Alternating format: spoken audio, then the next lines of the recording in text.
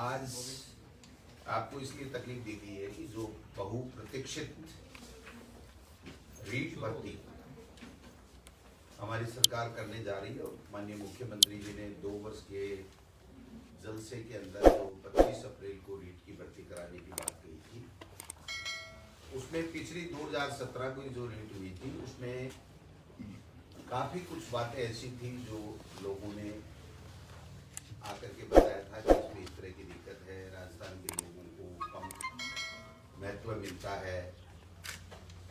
कई डिमांड्स थी जो रीट परीक्षा देने वालों की, उसको देखा गया। कई जो वीकर सेक्शन हैं उन्होंने ये कहा था कि साहब इसमें हमारी दिक्कत आती है। तो इन सब चीज़ों को समाहित करते हुए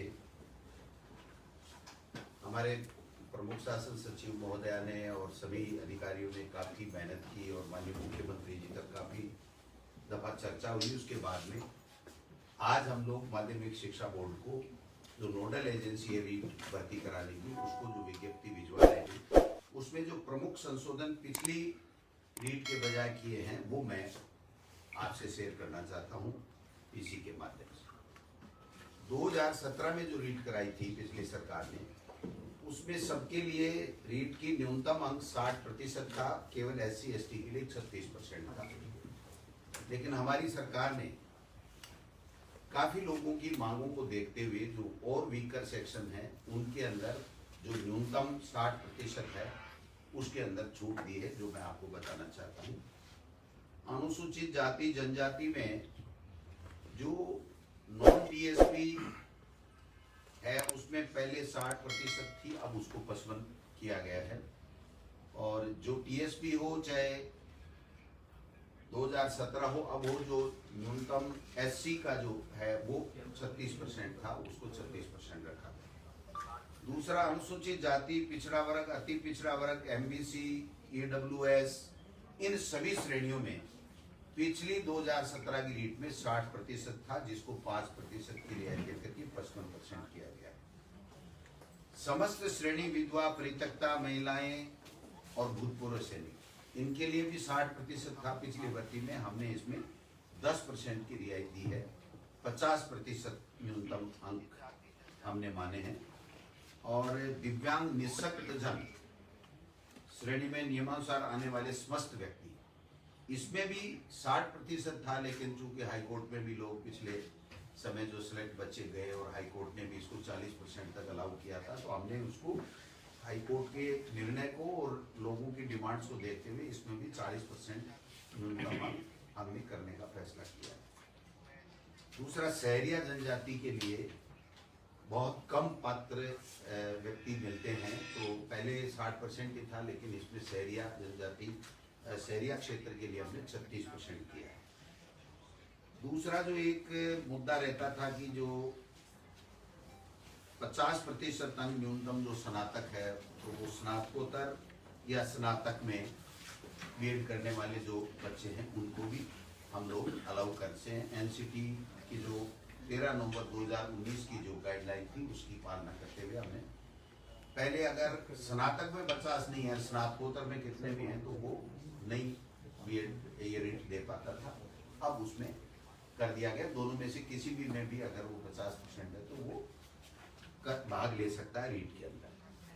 दूसरा जो न्यूनतम अंकों का था, बाकी अन्य कैटेगरी के लिए जो 12वीं में या जो BA में, उनमें जो छूट थी वो EWS और ये जो हमारा दूसरे जो दोनों MBC है उसमें भी उसको शामिल करते हुए पहले की तरह बराबर इन दोनों कैटेगरी को भी हमने शामिल कर लिया है। वाणिज्य जो विषय था उसकी काफ़ी समय से मांग उठ रही थी और उसको शामिल पहले नहीं किया जा रहा था, अब हमने इसको सोशल स्टडी L2, जो L2 का होगा हमारा बीएड किया हुआ व्यक्ति, तो वो उसमें सोशल स्टडी के अंदर हम उसको बीएड वाले को पात्र मान रहे हैं। एक रीट के साथ हमें सिलेक्शन का जो क्राइटेरिया था, जो पहले रूल थे उसमें 30% एकेडमिक के थे और 70% रीट के थे। तो हालांकि ये रीट का पार्ट नहीं है, लेकिन बताना जरूरी है, क्योंकि जो बच्चा रीट दे रहा है उसको ध्यान में रहना चाहिए कि मेरा सिलेक्शन का क्या क्राइटेरिया है। तो उसको जो हमारे राजस्थान के नौजवान शिक्षित बेरोजगार जो ज़्यादा आने चाहिए, जिनकी बहुत बड़ी मांग थी, उसको ध्यान में रखते हुए अब जो पहले हमने टेट में कर रखा था उस तरीके से यहाँ पर 90% रीट का वेटेज होगा और 10% उसकी जो एकेडमिक योग्यता होगी उसका होगा। तो ये 30% पिछली सरकार के समय था, जिससे काफी ये शिकायतें आई थी और काफी फर्जी डिग्री लेकर के बाहर के लोग भी आ गए थे। तो मैं समझता हूँ राजस्थान के लोगों को ज्यादा से ज्यादा वेटेज मिले, इसके लिए भी हमने किया है। एक जो राजस्थान के बेरोजगार बच्चों को ज्यादा से ज्यादा मौका मिले, इसलिए 2011 में पहले जो सिलेबस बना था, तो इसमें जो एनसीटी की गाइडलाइन है उसमें है कि प्रचलित पाठ्यक्रम के हिसाब से आपको सिलेबस देना है।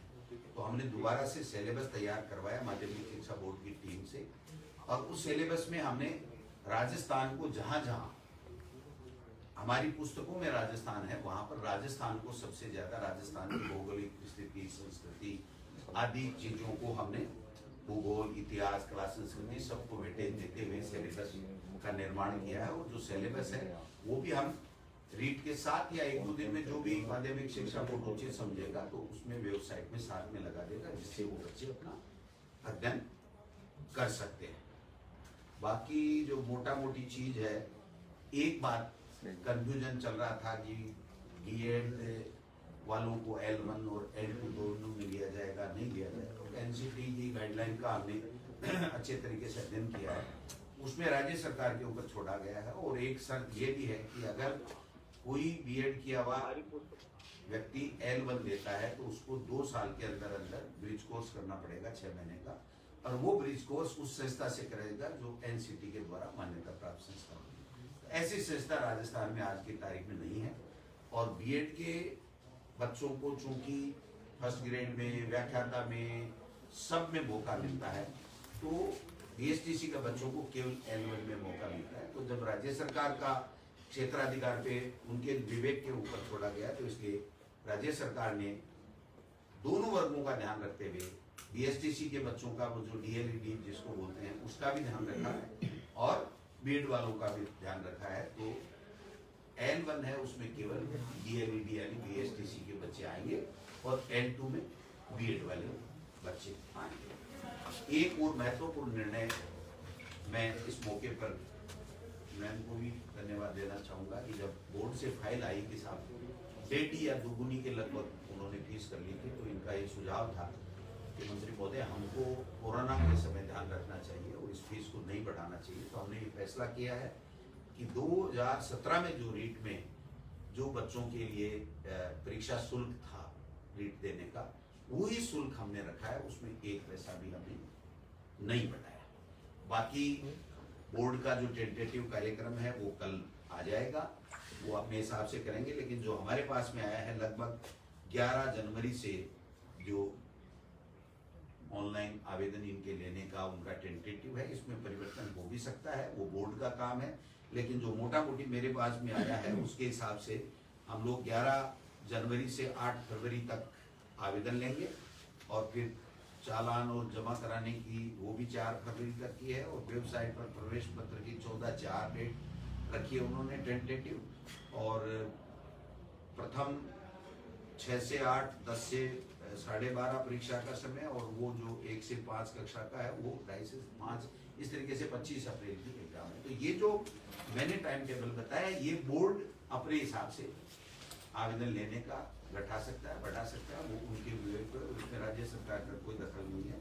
हम केवल ये जो छूट दे रहे हैं या हमने जो नए निर्णय किए हैं, जो हमारे शिक्षित बेरोजगारों की रीट देने वालों की जो मोटी मोटी समस्याएं थी, उनको काफी जद्दोजहद के बाद में, काफी विचार विमर्श करके पूरी तरीके से एनसीटी की गाइडलाइन के हिसाब से हमने इसको दुरुस्त किया है। जो मोटा फैसला किया गया है वो मोटा फैसला राजस्थान के बच्चों को ज्यादा से ज्यादा मौका मिले, इसके लिए राजस्थान का जो हमारी पुस्तकों में पाठ्यक्रम में है सामग्री, उसमें से जो सिलेबस है उसका निर्माण किया गया है। और जो 10 और 90 का जो वेटेज है वो वेटेज हमने आगे सिलेक्शन में ये मोटा मोटी जो आज हम भेज रहे हैं, वो आज कल निकालें परसों निकालें वो उनके ऊपर है, जब भी विज्ञप्ति निकलेगी, उसके बाद में लोगों को मौका मिलेगा।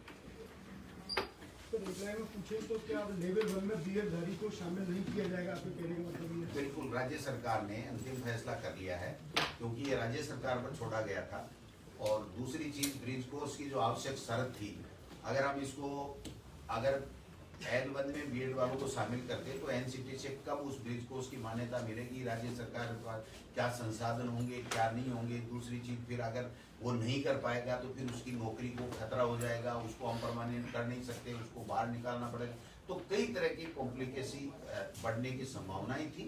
और दूसरी, अन्य स्टेट्स का भी हमने किया है, तो कई जगह कोर्ट केसेज में है, बिहार में हुआ है, और उसके बाद तो वहाँ एनसीटी ने जो अपनी उत्तर रिप्लाई दिया है कोर्टों में, वो भी उन्होंने कहा कि ये राज्य सरकार का निर्णय है। तो L1 में केवल बीएसटीसी वालों को मिलेगा और बाकी सभी एग्जाम्स में बीएड वालों को मिलता है। अच्छा, 90-10 केवल L2 में ही लागू रहेगा या L1 में भी होगा?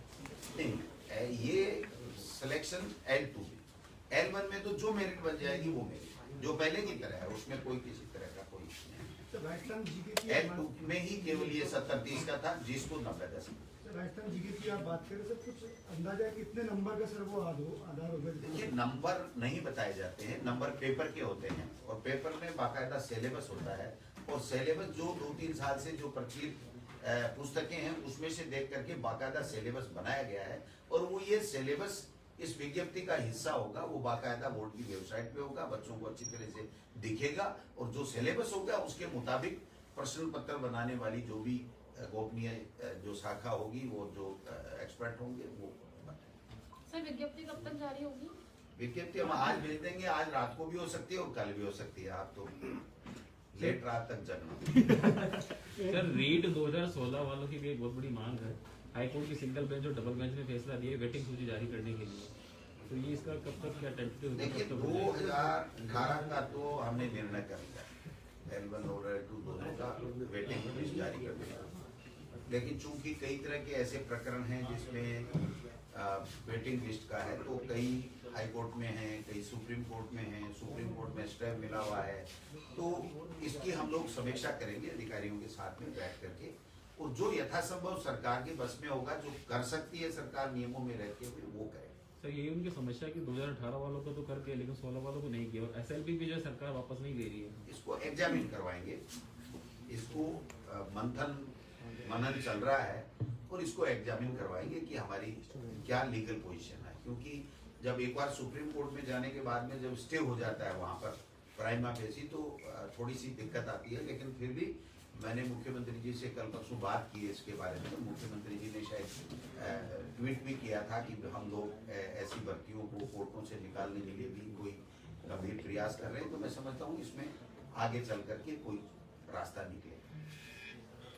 सर, स्कूलों को खोलने की कवायद की अभी मीटिंग भी हुई थी, लेकिन 15 जनवरी तक टाल दिया गया। क्या कुछ सर कुछ फीडबैक आया इस तरह के नहीं खोलने चाहिए स्कूल? पहले ये थे कि 4 से 5 जनवरी के बाद खोले जाएंगे। मुझे जो लग रहा है कि अब कोरोना कम हो रहा है, तो सरकार इसके ऊपर गंभीरता से विचार कर रही है।